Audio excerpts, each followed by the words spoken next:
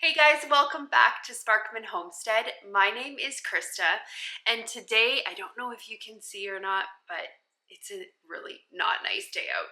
It is overcast and it is, I think last time I checked, it was 51 degrees outside. We literally went from like 87 all the way to 51 in a matter of like a day. Horrible. I cannot wait for our like consistent like 70-degree weather to come. That to me says it's springtime, but this up and down is, ugh. We actually had a frost yesterday morning and I went out to my garden and checked and everything was perfectly fine. My carnations, even in the front that I accidentally planted too early, didn't get phased. So thank goodness for that. Hopefully that's going to be our last frost of this season. We do have a couple of nights where we get into like the low 40s, but nothing like in the 30s for the next 10 days. So next weekend, I have kind of said that is the day that I am going to be planting my tomatoes out. I'm excited for that. So I thought today, since it was a nice chilly day outside, we would make some soup. Now, I have been craving some French onion soup lately, and I got a cookbook probably a couple months ago. I ordered it on Amazon because I had seen a lot of good reviews on it and it's definitely worth the buy. It's this cookbook. So I was going to make her French onion soup out of there. It is on page 98 if you have that cookbook. It looks absolutely delicious. However, it makes a really, really big serving. And if you guys have been around, you know that my husband, Steven, does not like onions. So I don't want to make like a huge thing of it. So I thought it would be perfect for me to actually make a French onion soup and can it up. And then that way, when I'm craving the soup, I can just make that for myself and then Steven can have something like a tomato soup or some other type of soup. So we're gonna get that done today. The other fun thing that we are gonna get done today is we're gonna do 2 other projects. One of them we will not be able to finish today because I do like to have my bone broth kind of cook for at least 48 hours. We're gonna make some beef bone broth. So we're gonna at least get that process started today. And then the other thing that I took out of the freezer, I think I took it out yesterday, is we took out the fat that we had gotten when we got our whole hog. So took that out. I am going to get some lard started today also. That is kind of an all-day project because I do have to kind of keep it coming in and ladling off the lard from the pot. But my stovetop, it's a standard stovetop, and I don't have enough room to make the soup, get the pressure canner going, plus have the lard. I make my lard in this really, really big and really heavy cast iron pot. This was actually Steven's grandfather's pot, and I found it is perfect for making lard in it. So I will be making lard inside my house. It's probably gonna end up stinking it up a bit, but that's okay. So we have to get this French onion soup project started first so that we can kind of get that pressure canner out of the way because it does take up a lot of space on my stovetop. I am using a canning recipe that I will leave the link for you guys below. It is from a website or a blog called Becoming a Farm Girl. It says that it makes 8 pint-sized jars, which is perfect. But it does call for 4 pounds of onions sliced into 1 inch thick. I don't really have any fresh onions. I actually only have 3 onions left, and those onions are left from my harvest that I did in July of last year. I ended up freezing a whole bunch of those onions because they were all starting to go bad. The particular kind that I grew last year were not the best storage onions, so they didn't last the longest. So what I did is I ended up actually freezing those onions.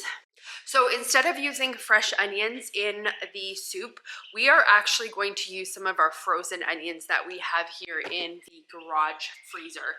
The reason I want to get these frozen onions used up is because it's the end of April now. That means that we will be harvesting our onions in at least 2 months. So I want to start clearing this freezer space out so that we can make room for that new vegetable crop that we'll be putting in here soon.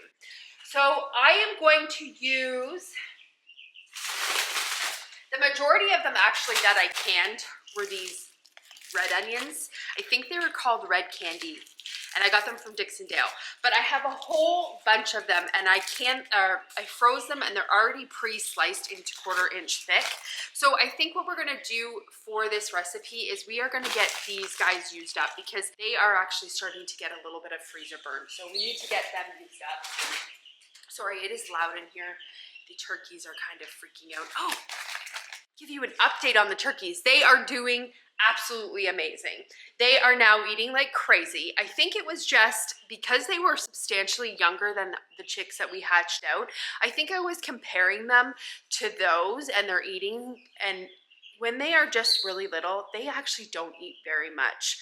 But look at how big these guys have gotten so far. They are big, well, they're getting big, and they are definitely eating a lot more. So those guys are actually going to be going out probably in a couple of weeks to what I call our little nursery coop. And they make, like, they whistle almost. They don't make, like, they chirp, but they do these like little whistle sounds. It's so cute. That's a little update on the turkeys. So I'm just gonna get these onions out of here. It says it calls for 4 pounds of them. So we'll see how many bags of these red onions we have sliced up. I know I did freeze some other type of yellow onion, so we'll see if we can find them in the freezer also. And it'll kind of just be a mix of different onions in this soup. So I think I have 4 pounds. I'm gonna say that it's 4 pounds. It looks to be about, so we're gonna use all red onion. It does not specify, I need my glasses. I can't read anything without them. So it does not specify what kind of onion to use. So we're gonna use red onion and hopefully it's fine. I know that like the yellow onion is really nice and sweet, but I'm trying to use these up. I am growing some more red onion this year, but I actually didn't order as much because I found that I really didn't use it as much as I thought I was going to. I used the yellow onions more. So because these are frozen, we kind of have to thaw them, and the recipe doesn't really indicate using frozen onions. So we are going to get a 1/4 cup of olive oil in this stock pot here. I don't know what size stock pot this is. Oh, tells me on the bottom. It's an 8 quart. So this recipe does say 8 quart or larger you need. So what we're gonna do is, the recipe says to warm the olive oil or butter in a stainless steel or enamel Dutch oven, again 8 quarts or larger. And then it says add the onions, salt, and pepper. But because these are frozen, I think what we'll do is we will just kind of put them in here and get them thawed out, and then that way we can cook off some of that water that's gonna come out of them. And then we'll drain it, and then we'll kind of start from there. Because I don't really want to put these in the microwave. I'm going to turn my oven on to about a medium. It's nice, I already have them all pre-sliced. You know what I actually need to do before I do any of this stuff is I need to get my apron on. I do not want to get this shirt dirty. Now let's get them in. One of them is not sliced like the others. This one is actually a diced onion. So I'm gonna use that because I don't have any more of the sliced ones left. So it should be fine.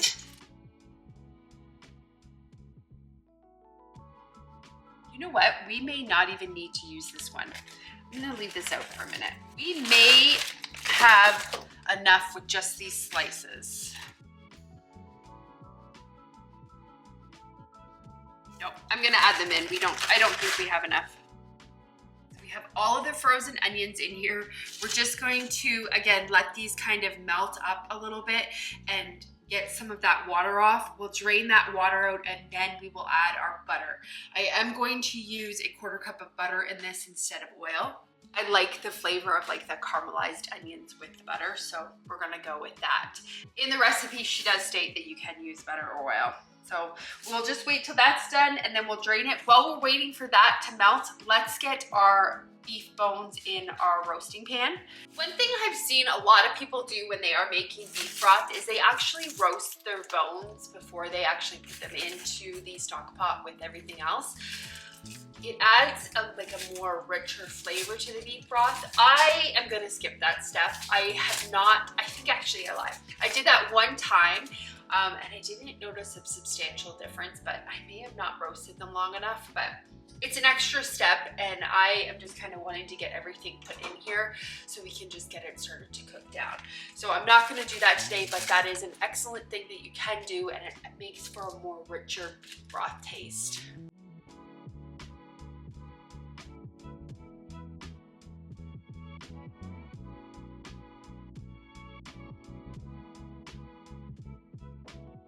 I have just topped this up with some filtered water in here. I have some celery in my freezer here that I need to actually get used up. So we're gonna add this in. Perfect for stock. And then I have some carrots also that are starting to get freezer burn. So we will get these used up. Actually, on my agenda this week, one of the things I need to get done is I need to get carrots canned up. I have 25 pounds of carrots, actually, maybe 30 pounds of carrots. So I had to get them canned up this week. So that's on the agenda. I think what we're gonna do is this weekend, I might kind of take a day and just can them all. So one thing that I do when I'm cutting up onions or anything like that is I save all my vegetable scraps. I save like carrot peels, onion scraps, celery tops, anything like that, and I throw them in my freezer because I use them in this situation. It is perfect for making stock with. So I'm just gonna throw in some of my vegetable scraps.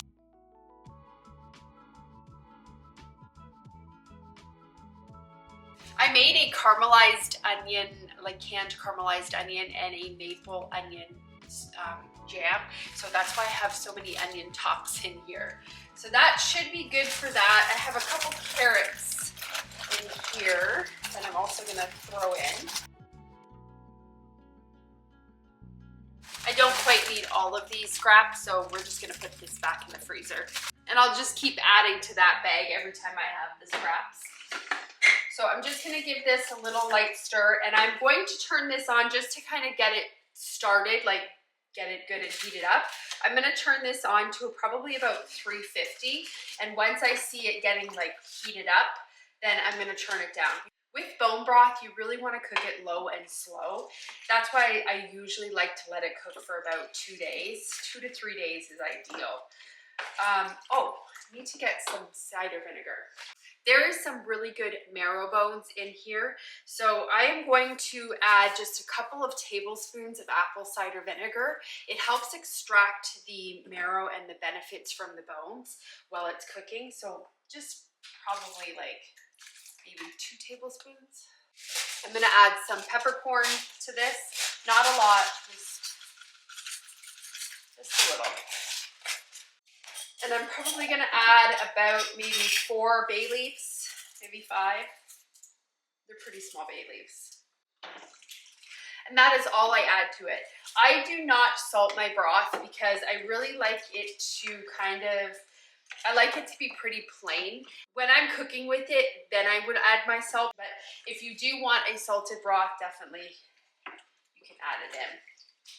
So I'm gonna top this off with some more water and then get the lid on it, and then this is gonna do its thing. I literally just leave it for 2 days, and then after 2 days, I come back and strain it. But what I'm gonna do is I'm gonna end up making another video with you guys. When I actually have to come time to can this up, I will come back and do that with you guys because I do have another fun project scheduled this week to make. But let's get the lid on it and let's get this cooking. Starting to thaw out, which is perfect. I don't want them to sweat too much because I do want to keep that flavor for the soup. So I think what I'm gonna do right now is actually just drain them because there's quite a bit of water in here. I took the onions out and actually just strain them right there. So I'm gonna add a 1/4 cup of butter to this now. I just thought since they're really starting to sweat, I don't want to lose any of that flavor by just straining them. So we are gonna add the 1/4 cup of butter right now, and we'll get that melted, and then we will add the onions, salt, and pepper. Because I have been craving French onion soup, I actually made some sourdough bread for tonight because you kind of have to have the bread when you're making a French onion soup. It's so delicious with the bread and then the melted cheese. Oh, that is exactly what I'm craving. So I'm really excited to have this. And then the bonuses, we'll get a whole bunch that we can put on the shelf. Well, not a whole bunch. It says it only makes 8 quarts. So we'll get 7 quarts put on the shelf, which is good. That'll last us until this year's onion harvest. So I'm just waiting for this butter to melt, and then we're gonna add these onions back in.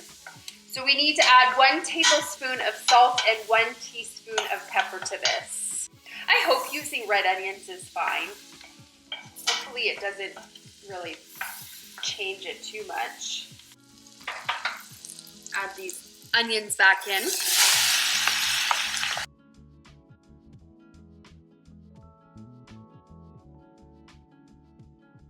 You guys probably can't hear me, that's pretty loud. I turned my element down to a medium low. That way we don't get anything burning, because we need to cook this for 30 minutes up to 1 hour until the onions are tender. So pretty much what we're doing is we're just caramelizing these onions. So we're gonna add a tablespoon of salt to this. I'm just using a Redmond's real salt. And then we need to add 1 teaspoon of pepper. And I'm just using a ground black pepper in this.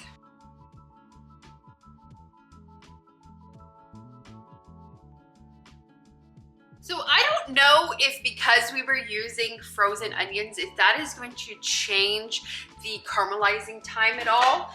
I guess we'll see. So we're gonna put the lid on it, and we'll come and we'll give it a stir every once in a while. Again, it does say it can take up to 30 minutes.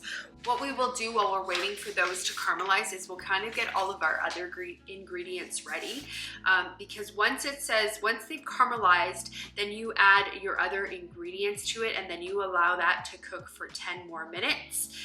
Then you add more in, and 15 more minutes. So it says cook time is about 30 minutes, but it's sounding more like an hour. To get for this, I will just kind of read over the rest of the ingredients that we need.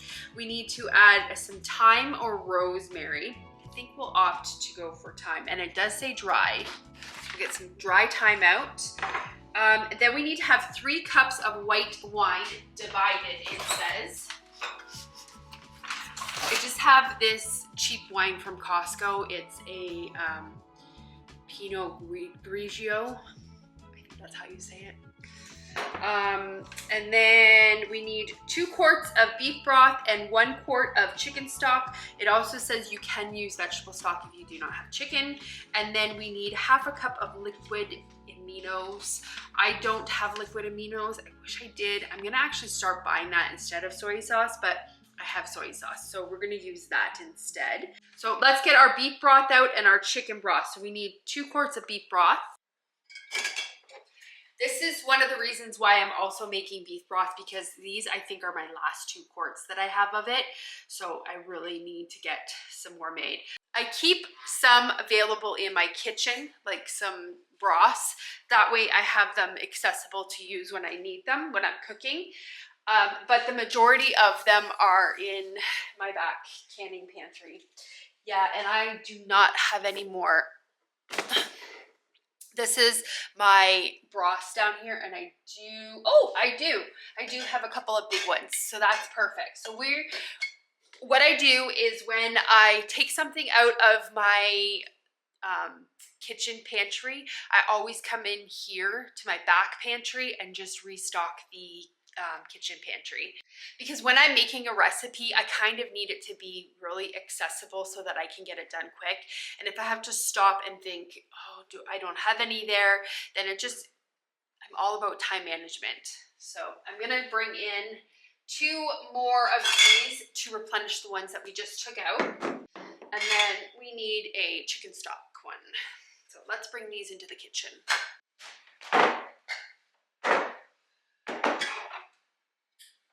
I need to use this chicken stock up first because it has a later date on it, or an earlier. It has an earlier date on it. I don't have really a long-term pantry. What I have is a working pantry. So that means that I'm constantly rotating my stock to make sure I'm using the oldest stuff first. So we gotta get the chicken broth put back in here and put the new beef back in here. By me doing this with restocking the pantry as soon as I take something out, it also makes me aware of what I need to make still. So just looking at this is our beef broth right here. I only have 3 pints and 2 quarts left. So I think with this batch, what I'm going to do is I'm probably going to end up making these all pint size because I use pints more than I use quarts. And then if I have any left after I run a canner load through with the pints, then I will can the rest up with quarts. But I may end up actually making another batch of broth.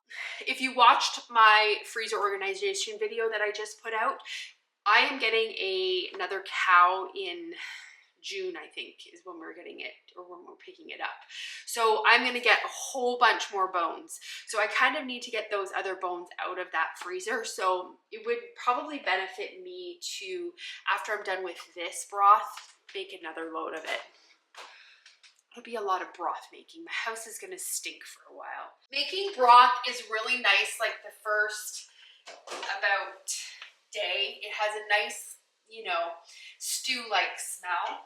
But once those bones really start releasing all of that collagen and that good stuff that's really good for your body, it doesn't smell so homey anymore. It has a scent to it, which is not the most pleasant scent. I'm just giving these a stir because I am hearing them boil quite a bit. I'm probably going to end up lowering my heat a little bit more because, again, I don't want these to burn. I'm trying to caramelize these. Perfect. Now we just wait for those to get done and then we can get that soup started. In full transparency, I was upstairs doing some work and I heard this bubbling sound and I came running down and all of the onions had completely burnt on the bottom of the pan. So I had to take the onions out. I have them all right here. I had to take them out and I had to completely clean the bottom of this pan because they were completely burnt to it. And I thought, if I just add the liquid with that burnt, I don't want that bitter burnt onion taste. So I took the onions out. They are pretty much caramelized. The other thing that I actually did was I grabbed 2 little jars because I don't think that's going to be enough onions for the soup. I had canned up, when did I can these? In August. It's a caramelized onion. It's pretty much just onion and butter. And I caramelized them up and then I canned them. I don't know if that is a recipe that is recommended by the USDA, so I am just gonna leave that kind of there. Anyways, I added them to this just to kind of add an extra amount of onion to it.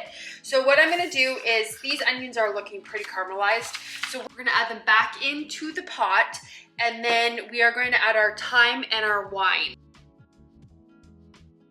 That is all like beautiful caramelization. Or you guys can probably not hear me when that is singeing like that. I have my burner on a low and it is still really, really hot.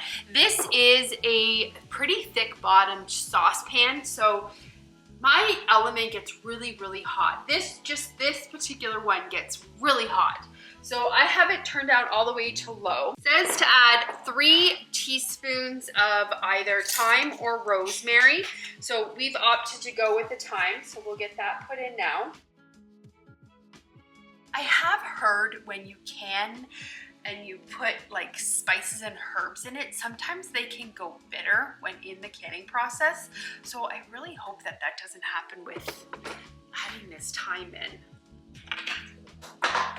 I guess we'll just have to wait and see if that happens. Hopefully it doesn't. It says to add the wine, stirring in brown bits from the bottom of the pan. Well, we scraped all the brown bits off because they weren't brown, they were black. Now in here it says 3 cups of dry white wine divided.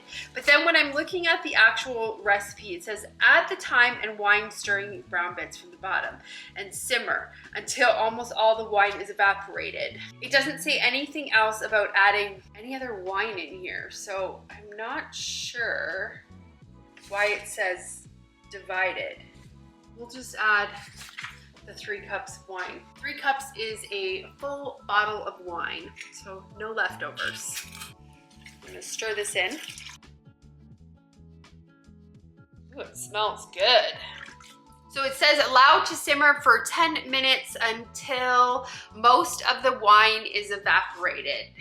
Well, that'll probably take a little while. So I'm not gonna leave it this time because last time I ended up burning stuff. So I'm gonna leave the lid off and then we have it on low, maybe turn it up to a 2. And again, we'll come back once most of this wine is evaporated. Hopefully it's not too foggy for you guys. It's been a little bit over 10 minutes and a lot of that wine has evaporated. So we're gonna add the broth now. A couple of things I found in this recipe is it says things in the ingredients list, but then it leaves them out in the step list. It says that I need to add a 1/2 cup of liquid aminos, but nowhere in the directions does it tell me at what point I'm supposed to add it in. And again, it does say the 3 cups of dry white wine divided, and it doesn't specify in here how it's supposed to be divided. So what I'm gonna do is I'm just gonna assume the liquid aminos is gonna go in with the broth at this point. So we're gonna add 2 quarts of beef broth and 1 quart of chicken stock or chicken broth. Again, if you don't have the chicken stock, it does say that you can use vegetable stock in this.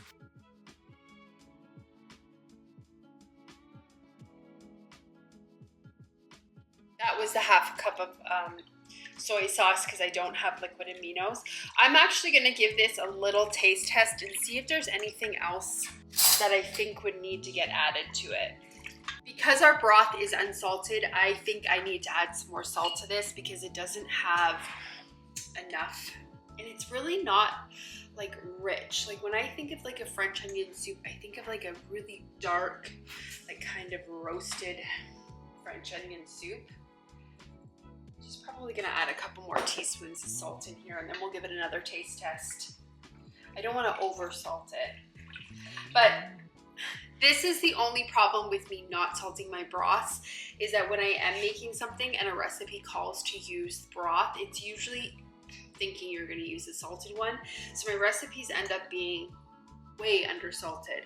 You know, it's surprising that salt actually gave it a little bit more of a richier taste to it. So that was perfect. We just needed to add an extra bit of salt. We have to bring this to a boil. So I'm gonna turn it up to about a 5.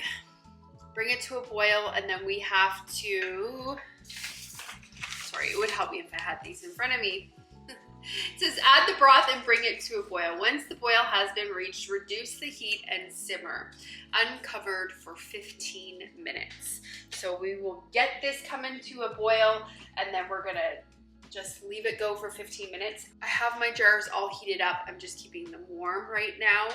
You need hot jars because again, we're putting hot soup into hot jars. The other thing I actually need to do is I need to get my water started in my pressure cooker because this is unfortunately this is a pressure cooker recipe. Let's see how long we actually have to pressure can it for. And I'm saying pressure cooker recipe. Please, I am not meaning pressure cooker. I am meaning to say pressure canner recipe. This is not a pressure cooker. So it says, for pint jars, we have to pressure can for 60 minutes. And if you were doing quart jars, 1 hour and 15 minutes. So we're gonna be in here for a while, which is fine because I guess while we're waiting for this to come to pressure and do all of that stuff, we can actually get the lard started so that we're gonna be in the kitchen anyways with the lard. So it works out fine. So that took a while. We got it to a boil. So now what we're gonna do is we are gonna turn the heat down low, bring it to a simmer, and we're gonna set the timer for 15 minutes. And then after that, we'll come back and then get it ladled into our jars.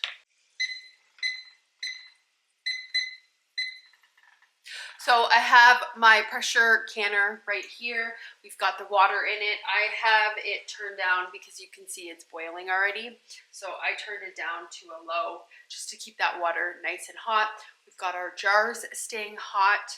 So 15 minutes and then we'll come back and get this put into the canner. Okay, it's been the 15 minutes. We have a nice boil here. I want to give it a little tiny taste test just to make sure everything's good. Let me just stir it first. I took my jars out too, so they're ready to get filled up. Perfect. Now that it's been kind of working together for that 15 minutes, definitely has a better beef taste to it. Another thing I thought would be really delicious to add to it, but when you are doing canning recipes, you really want to stick to the recipe just for safety purposes. But I thought some balsamic vinegar would taste delicious in that also. That would add a nice depth of flavor. But again, canning recipes, you really want to make sure that you're staying on the recipe, or if you know what you're doing, kind of safely doing, you know, modifications to that. We're gonna get it off the heat here. Turn the element off. I need to get a ladle and we are going to get these ladled into these jars. We need to ladle them into the hot jars, leaving 1 inch of head space. And then we also need to make sure that we are debubbling this. So I actually cleaned and got to warm 10 jars because like every time I'm canning, I always end up needing more jars than I actually cleaned. So always clean more than you think you need. And we need 1 inch headspace, so. Once I get these filled, we'll just go through and debubble them. And then we'll adjust the headspace if needed.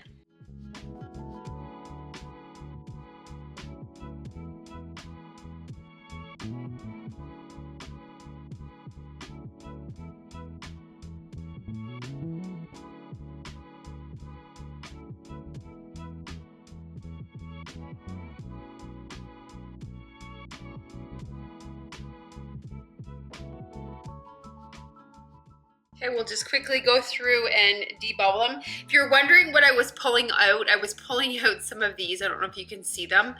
They are stems from my thyme because I'm using thyme from my garden. Some of them still had the stems on them and I didn't want to get them in there. So that's what I was pulling out. So all of the headspace looks really good. Got them all kind of debubbled. And then I'm going to use some white vinegar and we're just going to clean the rims of the jars just to make sure that we have none of that, like, because we're using a beef broth and chicken broth and my beef broth tends to be a little fatty. So we're just going to make sure, plus we use the butter too with the onions. So we're going to make sure that we have the rims completely cleaned off so that we get nothing interfering with a good seal. This smells really, really good. The other reason you want to do this is to make sure that there is no chips or things in your jar. And this one looks like it actually, maybe that's a little air bubble. It doesn't feel like there's a chip there. It must just be an air bubble in the jar. You know what I'm going to do? I'm actually going to switch this out.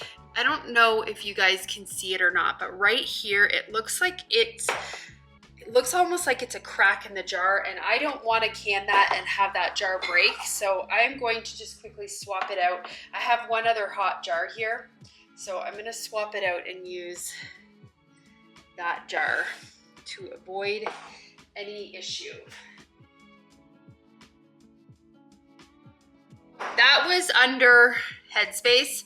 So what I did is I actually just added some hot water to that because I want to keep this still hot because we're adding it to the hot water. Just want to make sure that I had enough in the jar. Okay, so those are all really clean. And so now we have our lids here. So we're just going to add these on. These aren't too hot, so I'll use my hand. So the recipe said that it made 8 pint jars and we have 9 here. So that's exactly why I always heat up more. I'm just putting on the bands and I'm just tightening them to finger tight. And then we're just put these in our canner here.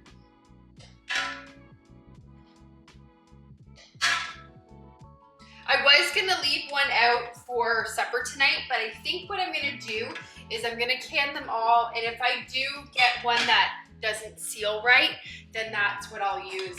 If they all seal perfect, then I'll just open one up, but I just thought I might as well just can them all. So all I'm doing right now is I'm just checking all my seals, making sure that I can see through this hole here, and then everything's good.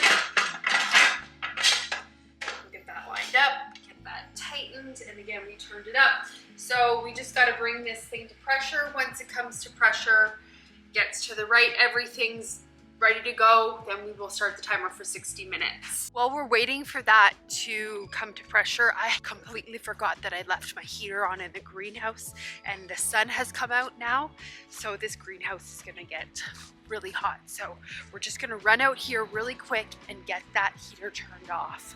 Yeah, it's 87 in here, so... Oh, no, it is turned off. Okay, I must have turned it off. Oh, I can't remember anything. The other thing I have to do is I need to get my celery out. My celery is getting really root bound, so it's actually got to get planted this weekend, which it should be fine. Oh, I want to show you guys. Me and Steven went to some Amish salvage stores that are kind of close to Fort Campbell, Clarksville, Tennessee, kind of on the west side of Kentucky, and I found a greenhouse there. Had eucalyptus. So excited. I wanted to get some eucalyptus seeds and start them this year, but I could not find them anywhere. There was a couple botanical interests, I think, had them, but they were sold out, so I couldn't get them through them. But I'm super excited. I found a start. So eucalyptus in my zone actually is not, it does not overwinter. So what I have to do is I'm going to be putting that into a pot, and then in the winter, I'm going to actually bring the pot into my house and then just kind of grow it in my house in the winter, and then in the summer I'll just bring it out and put it in the garden, so it'll kind of be in and out. But I absolutely love the smell of eucalyptus, so I'm so excited to find that. These are all of our pumpkin and our lemongrass starts, all of these things. These are gonna have to wait another couple weeks before they go out because of our nighttime temperatures, but they're doing really, really well. These get really root bound really quick. I don't see any roots coming out of the bottom yet, so that's a good thing. But I'm really excited about this lemongrass. I hope that that turns out well. I did not put any of them out this morning. I usually put them out in the morning, but it was so overcast and it was still like 40 something, 47 when I came out to do my morning chores. So I just left them in the greenhouse. I might just leave them in there for the day, and then just start doing the hardening off process again tomorrow. When we're done making that soup, I actually have to come out here and move all of this fence because these guys have to get moved this afternoon. So that is my afternoon chore, is just getting that fence all moved. It's kind of a big ordeal because I have to take it all down, and I'm probably going to end up moving them over there. I don't know if you can see, but they leave, like this is where they have been. And this is our third year doing meat chickens, and it is absolutely crazy how much they fertilize our lawn. You can tell where those meat birds have been because the soil and the grass is like a vibrant green color after only 2 months after they've been there. It's so amazing. Meat chickens are really 100% what we use to fertilize our lawn with. We don't buy like grass seed or any type of lawn fertilizer. Just run chickens on it. Sounds like it's very, very close to being like from this thing popping, so we'll just give that a little bit more time. Let's get our lard started. So I probably won't be able to show you guys the whole procedure on making it because once I start this stage, the first stage usually takes about 2 hours, maybe 3 hours, depending on how big of chunks you have. I am very lucky because my farmer actually grated everything for me. He ran it through the food grater, so I have it all, not grater, grinded. He grinded it all up for me. So like it will melt a lot quicker. So let's get that put into our pot and then get that put on a very, very low heat. The thing with lard when you're making it is you want to cook it like the bone broth, low and slow. You do not want to scorch it because that will result in more of a porky taste. I'm trying to get a nice white lard with this that I can use in my baking. We're gonna get this added in, and I'm gonna add probably about a quarter cup of water just to kind of get it started also. We have our lard put in here. Oh, our thing just popped. So we're gonna set the timer for 10 minutes now. It may get to be hard to hear me because this thing's pretty loud. Once it starts to melt, what I'm gonna do is put a little funnel and a strainer over top of a mason jar, and then we'll just ladle it into a mason jar. On all the research that I have done, it is not safe to can lard. Lard, however, should be, if it is correctly rendered, it is supposed to be shelf stable without having to do the canning process. Process that you're doing when you're rendering the lard is you're taking all the moisture out. And the moisture is what causes things to go kind of rancid if you don't get all the water out of it. What we're gonna do is we're gonna ladle it up, and then I have a second fridge in my garage. I am just gonna end up putting it in my fridge and then just using it when I need it. This is going to be amazing to use to like fry things in, and also to use to make like a savory biscuit instead of using butter. Really like the option of having another fat to cook in, one that's fairly healthy. One thing, because my farmer grinded this all up, like he put it through the grater, there's a lot of pork pieces in it. So I am not going to get like a super, super clean lard because this is not leaf lard. This is just kind of, it's called trim fat. So I am gonna get a lard from it that I can use in baking, but it will have a little bit of a porky taste to it. The other way that you can actually make this lard is you can do it in a crock pot. I don't have a crock pot. I have an Instapot that I actually use as a crock pot, but my Instapot doesn't function the best in the low crock pot setting. So that's why I'm choosing to use my cast iron on my stovetop, because it's what I have available. But if you have a crock pot, that is probably the best method to making lard is with your crock pot, because you can just kind of leave it sit on a really low temperature and let it kind of melt. So our 10 minutes is up. We are going to put this onto here, and now we are going to bring it up to pressure. I was just cutting some cheesecloth also because this is what I'm going to put on top of my strainer, just to get all of the bits out. Because the pork fat was all grinded, it is actually already starting to melt because it's not in really big chunks. So this is probably not going to take very long, which is really, really nice. So I am just going to get kind of everything ready. We have our timer now set. That is all come to pressure, and I set the timer on my phone so that I don't accidentally turn it off, because sometimes I set it on here and then I go to put something in the microwave and completely turn it off. It's happened more than I would like to admit.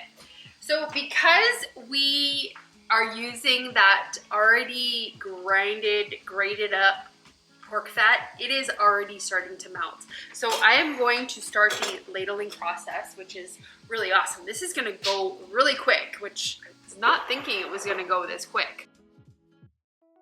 Pour it like this, and I have a cheesecloth over top of a funnel. Now if I get little bits in here, that's fine. I'm just gonna put them back in so that they can melt. And I have my stovetop on low, because again, I'm not wanting to burn this, I'm just wanting to melt it. You can also do this with beef fat, that is called tallow. I'm actually gonna do that because that's how I season my cast iron, is with tallow. So I have all of that beef fat in the freezer as well. So I think in a couple weeks I'm gonna do that project and get those bags out of there. And then with that tallow, again, I can use that as a cooking oil. My hope to actually use the tallow for is to make soap. I really, really want to experiment with making soap, and I've heard that tallow is amazing for doing that. So I think I'm going to attempt to do that with that beef tallow. This is what it's looking like so far. So that will, in about 24 hours, that will actually solidify and turn white. Now, because this mixture that I'm using has a lot of like meat in it, it's probably not going to turn like a snow white. I'll probably end up getting like a little bit of an off-white color, which is fine. And I ended up opening a window in here because it does smell a little porky. I got the first jar done. I am just going to put a lid on it. I'm going to let it come down to room temperature and solidify before I put it in the fridge. It's too hot to go in the fridge right now. So I'm just going to leave it sit over there on my kitchen table. With when we pull these jars out, they'll all just kind of all come down to room temperature. So I've started a second jar of lard, so that's awesome. We got one jar of lard so far. So I have about 30-ish minutes left on that pressure canner. Once that is done, I will come back and show you what it looks like coming out of the canner. So we got quite a bit of stuff taken out of the freezer today. We got the pork trim fat done, turn that into lard, which is somewhat shelf stable. It's not in the freezer. We got a batch of beef broth done. That's gonna cook for a couple of days. And like I said, I'm thinking I'm gonna actually come back with you guys when it comes time to can it, and then I'll make another video with you guys and bring you along for that. So we're just gonna wait for that to finish up. But thanks so much for coming along with me today. I hope you enjoyed the video. I hope you guys have a great day or night whenever you're watching this, and I will see you on the next video. Bye guys.